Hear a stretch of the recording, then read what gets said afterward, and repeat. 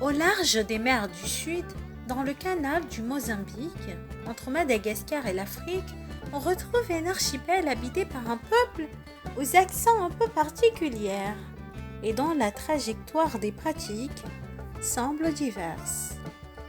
Il s'agit du peuple comorien, voué à une religion monothéiste qui coexiste avec de nombreuses pratiques animistes, comme en attestent les multiples croyances inhérentes à certains lacs de l'archipel, notamment le lac Zialandé en juin.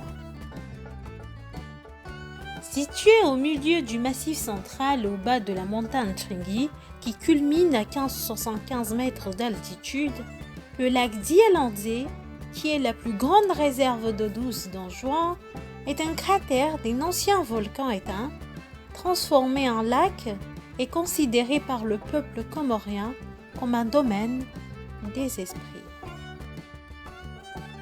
À l'entrée du lac se tient un arbre creux situé à 901 mètres d'altitude qui fait partie du site, où les adeptes viennent déposer leurs offrandes. C'est la porte d'entrée pour visiter ce lac sacré. Avant d'aller au bord du lac solliciter aux esprits leurs doléances, les gens déposent à l'intérieur du creux de cet arbre des offrandes, des pièces de monnaie, des œufs, voire même de l'or et d'argent, pour attirer la faveur des esprits du lac et de la forêt. Zialandé, c'est ce lac particulier où toutes les forces croniennes se convergent. On raconte que plusieurs jeunes de Mironsi qui avaient osé suyer ce lac l'ont payé de leur vie.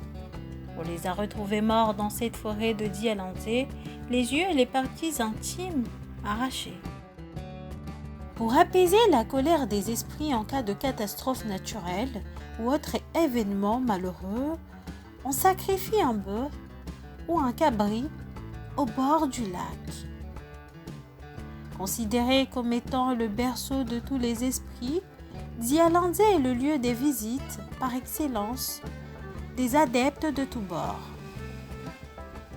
venant de 4 coins de l'île pour venir solliciter l'aide et les faveurs des esprits.